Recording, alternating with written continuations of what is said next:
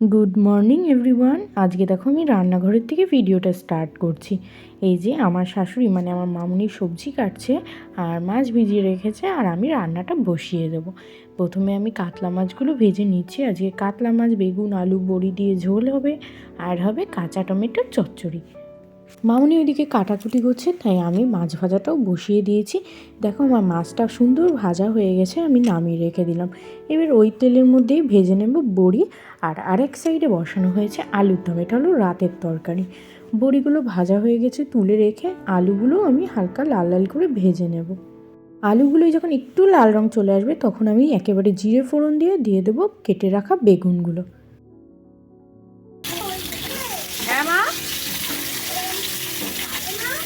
কোথায়? হ্যাঁ, চিটকাবে তো। আজকে সাত সকালে ঘুম থেকে উঠে আমার পিছন পিছন ঘুরে বেড়াচ্ছে, রান্নাঘরেও এসছে, কি বগর বগর করছে। আর এইদিকে দেখো বেগুন আলুটা যখন হালকা ভাজা হয়ে যাবে আমি দিয়ে দেবো কাঁচা লঙ্কা। আর এর মধ্যে যেহেতু সেরকম কোনো মশলা যাবে না, তাই একটু জিরের গুঁড়ো হলুদ নুন একসাথে একটা বাটির মধ্যে গুলে বেগুন আলুর মধ্যে দিয়ে একটু সময়ের জন্য কষিয়ে নেব। পরে আমি সামান্য একটু জল দিয়ে একটু কষিয়েছিলাম, তারপরে একেবারে ঝোলের জন্য গরম জল দিয়ে দিলাম। ঝোলটা যখন একটু ফুটে উঠবে তখন দিয়ে দেবো ভেজে রাখা মাছ আর বড়ি, আর কটা কাঁচা লঙ্কা তুলে রেখে দিয়েছিলাম সেগুলোই দিয়ে দিলাম। এইদিকে আমার মাছের ঝোলটা প্রায় হয়ে গেছে, নামিয়ে দেবো। আর আরেক দিকে আমি পাঁচফোড়ন দিয়ে আমি কাঁচা টমেটোগুলো রান্নায় বসিয়ে দিয়েছি। আর এই যে আলুগুলো সিদ্ধ হতে বসিয়েছিলাম সেগুলোই আমি এখন ছাড়িয়ে নিচ্ছি। এই আলু না আমার নখ দিয়ে ছাড়াতে প্রচণ্ড অসুবিধা হয়, আমি পারি না, ওই জন্য আমি চাকু দিয়ে ছাড়িয়ে নিচ্ছি। এই আলুর দমটা হচ্ছে আমাদের রাতের তরকারি। রাতে আমি লুচি করব, সেই জন্য আলুর দমটা হচ্ছে। আর এই আলুর দমটা করবে মামুনি পেঁয়াজ আদা রসুন দিয়ে।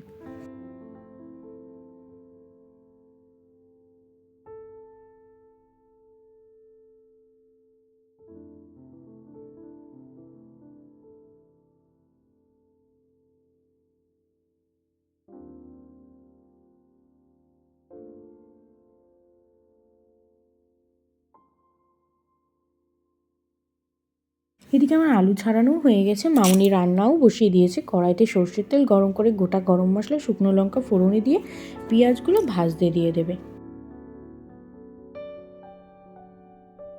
পেঁয়াজটা যখন কিছু সময় ভাজা হয়ে যাবে তখন দিয়ে দেবে সিদ্ধ করে রাখা আলু। আলুটা দিয়েও ভালো করে ভেজে নেবে। তারপরে দেখো ওর মধ্যে দিয়ে দিল টমেটো। এখানে একখানা টমেটো দিয়েছে মিডিয়াম সাইজে। এবার টমেটোর মধ্যে দিয়ে দেবে সামান্য একটু নুনটা দিয়ে ভালো করে মিশিয়ে কিছু সময়ের জন্য রেখে দেবে টমেটোগুলো সিদ্ধ হওয়ার জন্য। আজকে প্রথম আলুর দমটা হচ্ছে, মানে এই শীতে প্রথম আলুর দমটা হচ্ছে। যাই দেখো টমেটোটা খুব সুন্দর গলে গিয়েছে। এবার মামুনি ওর মধ্যে দিয়ে দেবে আদা রসুন আর জিরে শুকনো লঙ্কা বাটাটা দিয়ে ভালো করে আলুর সাথে খুব সুন্দর করে কষিয়ে নেবে সামান্য একটু জল দিয়ে। এবার এর মধ্যে দিয়ে দেবে সামান্য একটু হলুদ গুঁড়ো দিয়েও ভালো করে মশলাটার সাথে আলুটা খুব সুন্দর কষিয়ে ওর মধ্যে দিয়ে দেবে গরম জল।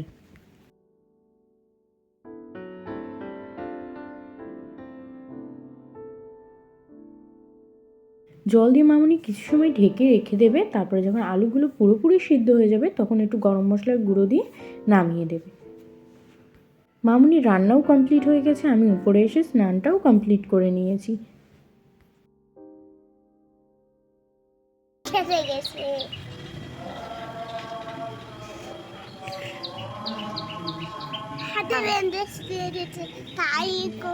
সবাই নিশ্চয়ই দেখতে পেলে আমার ছেলের হাতটা কেটে গেছে, এতটাই কেটে গেছে যে পরে আমি খুঁজে পাবো কিনা আমি জানি না।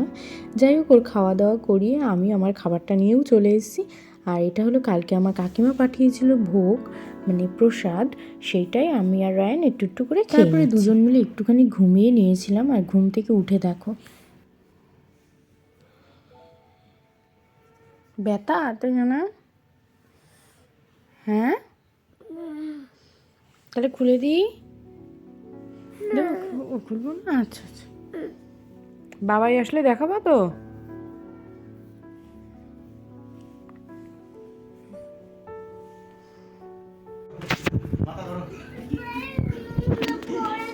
কি করে গরম করতে করতে মা তুই দুষ্টুমি করেছো? দাদা দুষ্টুমি করেছে গরম চা। তুমি উঠিয়ে দাও, বলো ওঠো আর করবো না দুষ্টুমি। এই যে দেখতেই পেলে দুজন মিলে খেলা করছে, বাবা বাড়ি এসে রায়নের সাথে খেলছে আর আমি একটু চা বানিয়ে নিলাম আমার আর বাবার জন্য। তখন ও মামুনিও জুম্বার থেকে আসেনি, ও মানে রায়নের বাবাইও বাড়ি আসেনি, তাই আমি আর বাবা খেয়ে নিলাম। ও চেকনি এনেছো? চেকনি নিয়ে যে মেটে আলু, ব্রকলি ফোটা না কি গো এটা? না ও ছাড়া নেই। ও ওই দেখো দেখেছো? এ কি এটা রায়ান? বলো কি? বলো বেব্লেড।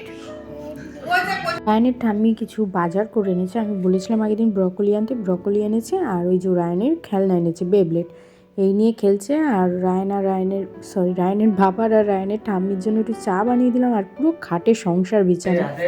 ওই দেখো হাতে লাগানো হয়ে গেছে, কচি একদম, দেখ মট করে ভেঙে যাচ্ছে।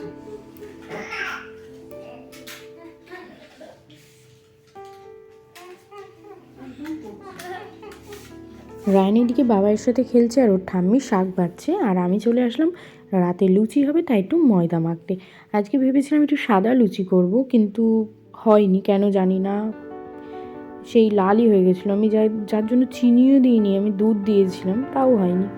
যাক ময়দাটা আমার দেখো মাখা হয়ে গেছে, এবার আমি লুচিগুলোও বেলে নেব। আগে আমি 1 ঘন্টা কি 1.5 ঘন্টা মতো রেস্টে রেখেছিলাম ময়দাটা মেখে।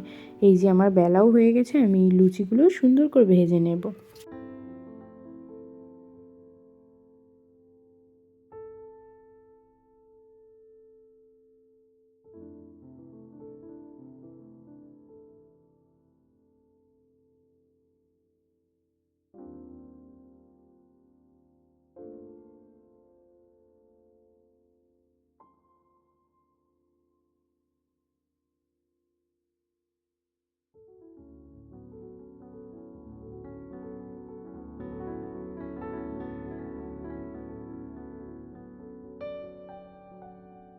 লুচিগুলো সব ভেজে একেবারে থালা সাজানোর সময় আমি আসছি।